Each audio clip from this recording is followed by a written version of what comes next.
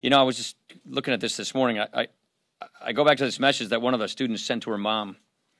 She said, "If I don't make it, I love you, and I appreciate everything you did for me." I mean, all that fear, that terror, for her to think of love and even gratitude for her parents. We can learn a lot from our kids. This is one of those moments where we just need to step back and count our blessings. We need to think less about taking sides and fighting each other politically and just pulling together. This House and the whole country stands with the Parkland community.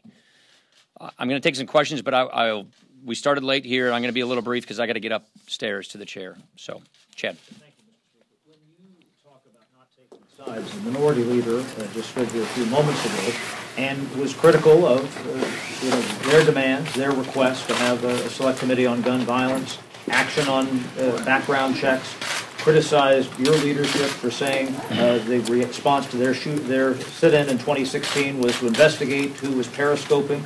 What do you, is that the taking of sides that you're referring to? As you know, mental health is often a big problem underlying these tragedies. That may be the case here today based on earlier reporting. We passed legislation on mental health.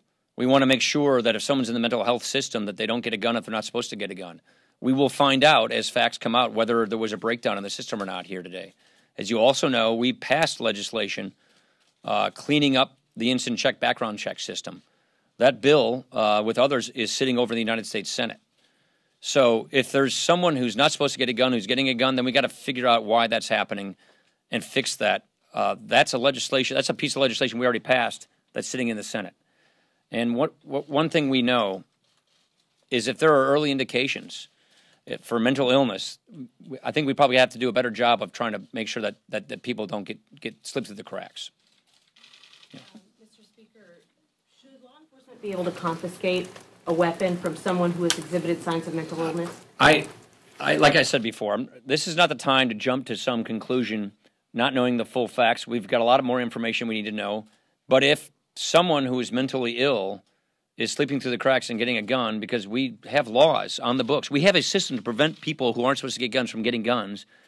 And if there are gaps there, then we need to look at those gaps. That's like the legislation we passed fixing the NICS system.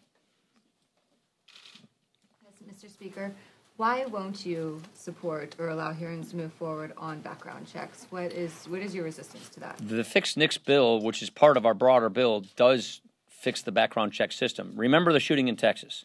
There was a man who had been convicted in the Air Force of domestic violence. He wasn't supposed to get a gun, yet the Air Force didn't give the records to the instant check system, and he got a gun. That's one of the reasons why we passed legislation plugging that loophole, making sure that that was the case. So that came from hearings. We had hearings on the gaps in the instant check system, and those hearings led to a conclusion that there were gaps that need to be fixed, and that led to legislation that has been now passed the House. Lisa from PBS. The question, I think, is, so you're saying that obviously we need to look into if there's gaps. The Attorney General this morning also said if there's problems, we've got to address it. Something is not right. There's something we've got to fix. Would you consider a select committee, whatever you call it, on this issue? I think Congress should do its job, and that's what we passed mental health legislation 2 years ago because of the underlying mental health problems that were behind these shootings. That legislation is now just taking place. That legislation is now being implemented. We, from earlier reportings, understand that there may be some mental health issues with this shooting. So the question is, are those laws where they need to be? Is it being implemented properly? Are they being enforced correctly?